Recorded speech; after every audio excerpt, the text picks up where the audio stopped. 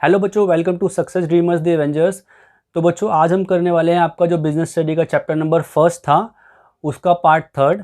Part second और part first में बना चुका हूँ, आप उसको देख सकते हैं। आज हम पार्ट थर्ड करने वाले हैं। आज की क्लास में बच्चों हम 3 टॉपिक डिस्कस करने वाले हैं जिसमें हमारा चैप्टर ख़त्म हो जाएगा। एक टॉपिक तो हमारा रहेगा कोऑर्डिनेशन का, ठीक है। कोऑर्डिनेशन हिंदी में कहते हैं समन्वय। उसके बाद सेकंड टॉपिक रहेगा बच्चों हमारा नीड फॉर कोऑर्डिनेशन, ठीक है, कोऑर्डिनेशन की ज़रूरत क्यों पड़ती है।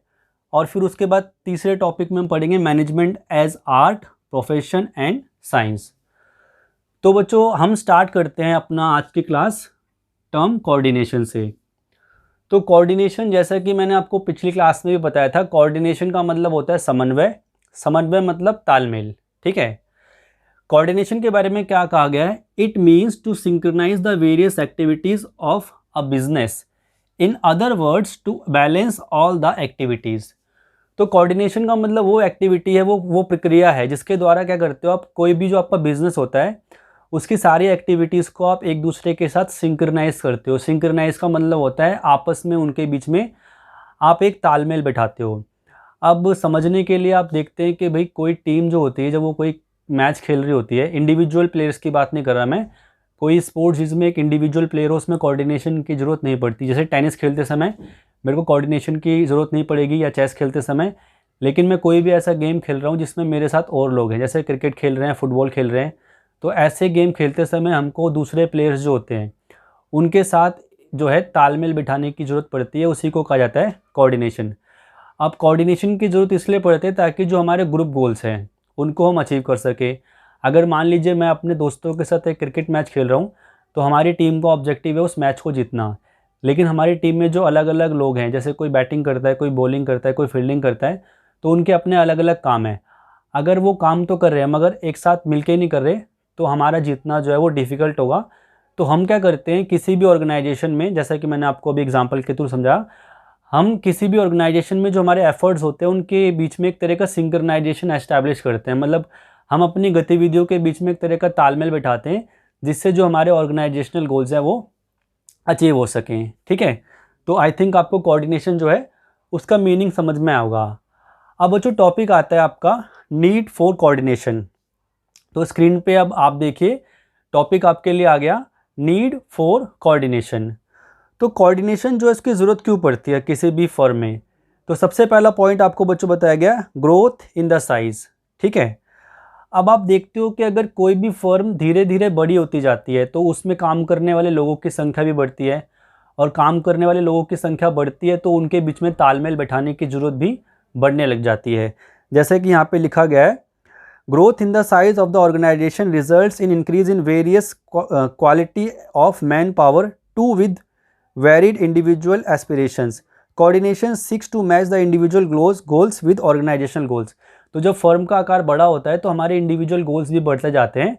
तो कोऑर्डिनेशन ये पक्का करती है कि जो इंडिविजुअल गोल्स होते हैं वो ग्रुप गोल्स से टकराए नहीं, उनके बीच में एक तरह का तालमेल स्थापित हो जाए।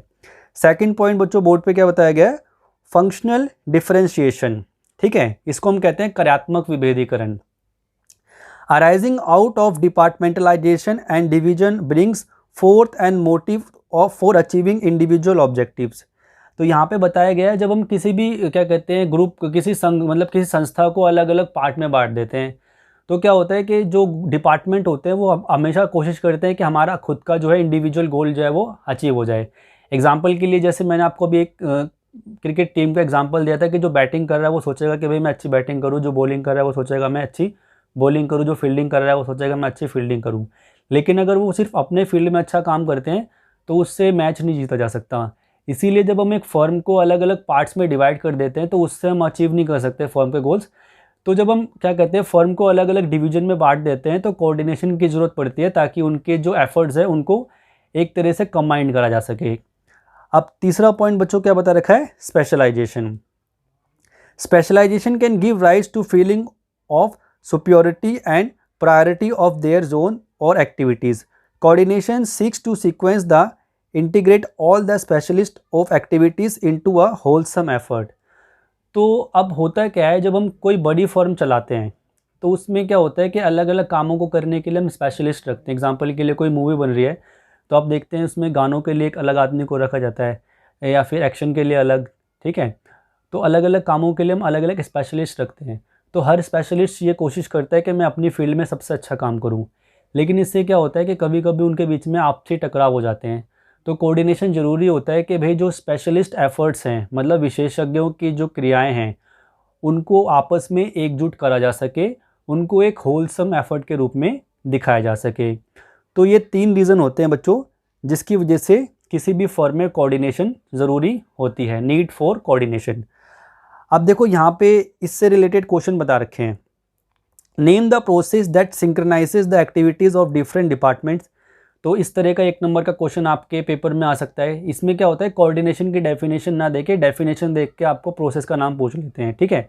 तो आपको बताना है कि भाई कोई भी ऐसा प्रोसेस जिससे एक्टिविटीज़ को सिंक्रोनाइज करा जाता है, तालमेल बिठाया जाता है, उसे हम कहते हैं कोऑर्डिनेशन। देन सेकंड, इसका अगला क्वेश्चन क्या है बच्चों, coordination is responsibility of all managers, explain.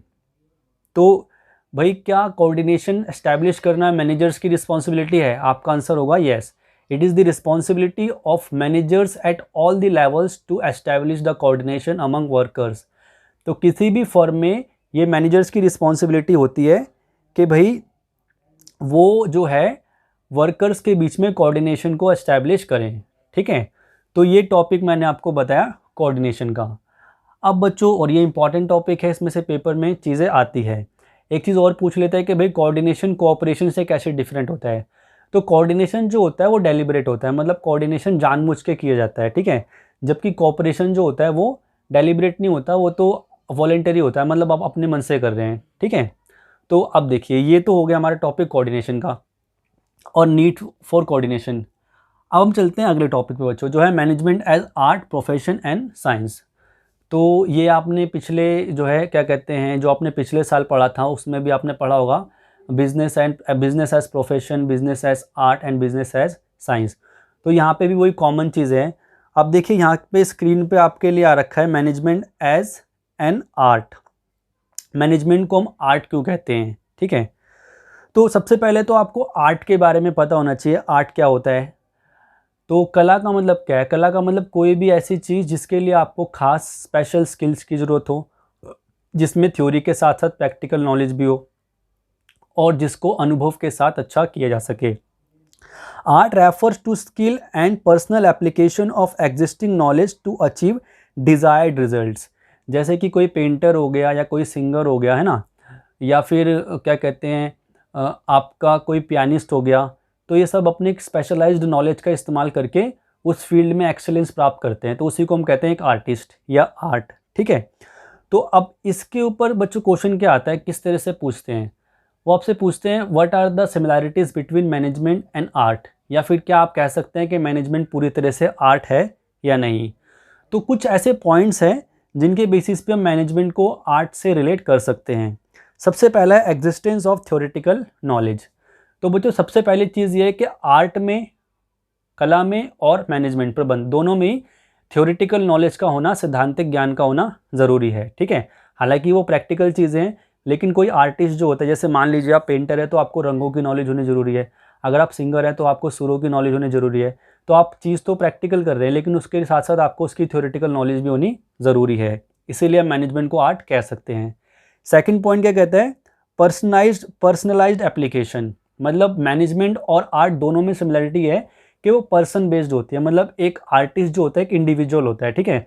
और हर आर्टिस्ट जो है उसकी अपनी पर्सनल स्किल्स होती है। मतलब कहने का ये हुआ कि भाई अगर मैं कोई सॉन्ग जो है एक सिंगर से बोलूँ गाने के लिए और दूसरे सिंगर से बोलूँ गाने के लिए या तीसरे से बोलूँ, तो सभी उस सॉन्ग को अपने अलग अलग जो है तरीके से गाएंगे। उनका जो है गाने का अलग तरीका होगा, उनकी आवाज़ अलग होगी, ठीक है, उनकी जो है तकनीक अलग होगी। इसी तरह से मैनेजमेंट का काम करने के लिए भी आप देखते हैं कि इंडिविजुअल जो होते हैं उनके अलग अलग तरीके होते हैं, तो दोनों में ये सिमिलरिटी हो गई। इसके बाद जो है तीसरा पॉइंट बच्चों क्या है, based on practice and creativity.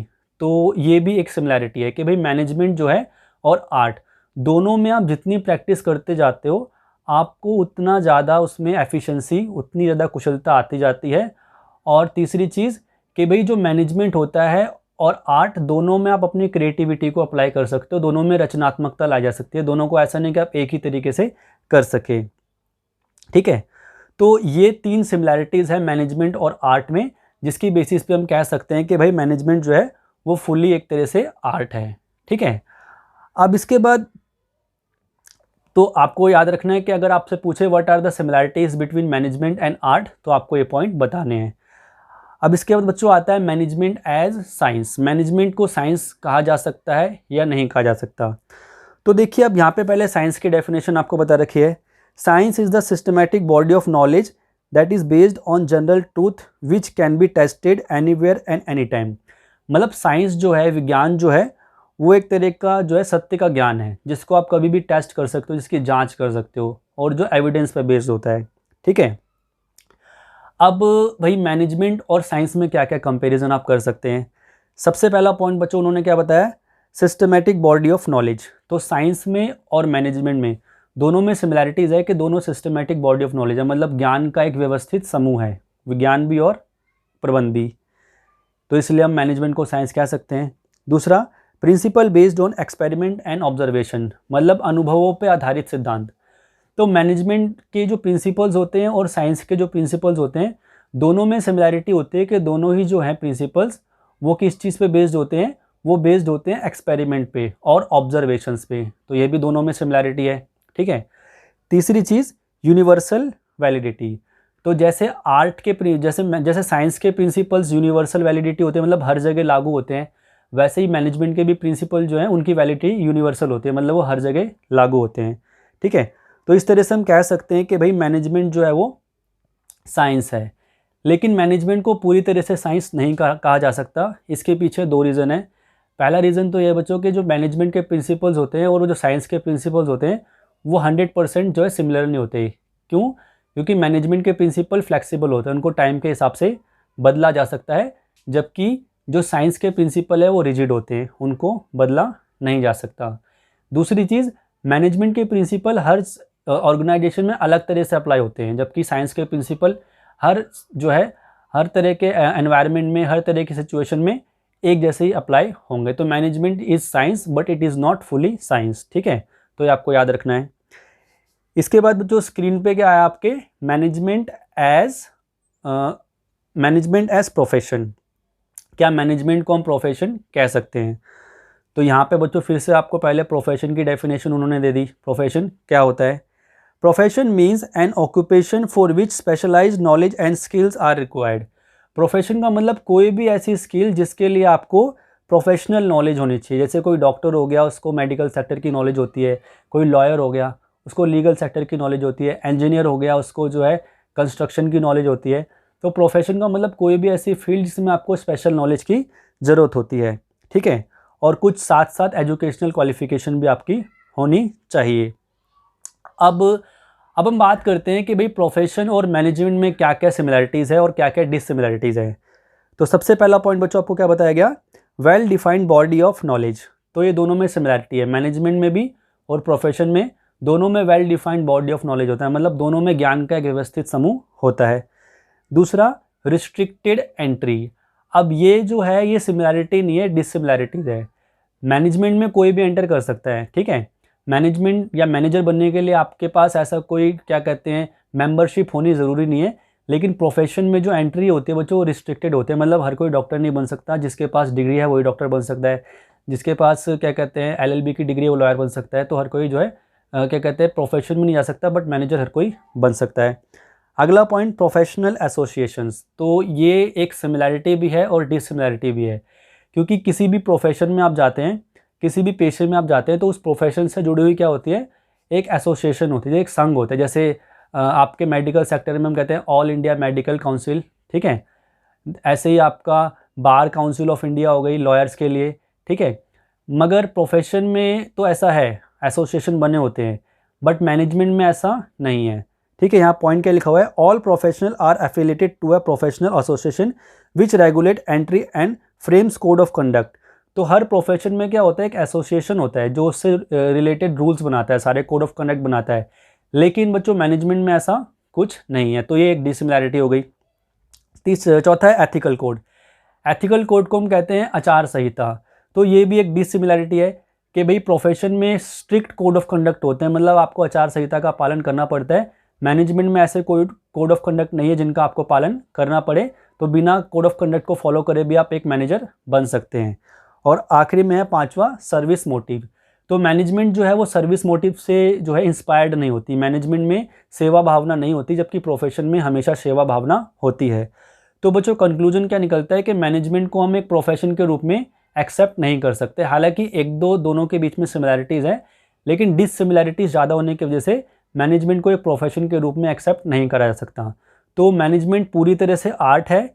Management कुछ हद तक, बहुत ज़्यादा हद तक जो है, ठीक है, आपका एक क्या कहते हैं साइंस है, लेकिन मैनेजमेंट को आप प्रोफेशन के रूप में एक्सेप्ट नहीं कर सकते। ठीक है, तो ये बच्चों मैंने आपको चीज़ें बताई, management as an art, profession and science. तो ये हमारा जो है चैप्टर कंक्लूड हो गया। इसमें एक दो टॉपिक है जो मैंने नहीं करवाया, जैसे function of management. Functions of management मैंने आपको इसलिए नहीं कराया क्योंकि वो हमारे चैप्टर्स ही हैं जो हम आगे जाके पूरे डिटेल्स में पढ़ने वाले हैं। ठीक है, बाकी ऑल इन ऑल मैंने आपको पूरा चैप्टर करा दिया। इसके मैंने 3 पार्ट करा दिया, आप तीनों को अच्छे से देखिए, समझिए। ठीक है, और आगे मैं अब नेक्स्ट क्लास में इसका सेकंड चैप्टर आपके लिए लेकर आऊँगा। चैनल को आपने सब्सक्राइब नहीं करा तो चैनल को सब्सक्राइब कर दीजिए, बेल आइकन दबा दीजिए और आगे लोगों को इसको शेयर कर दीजिए। Thank you.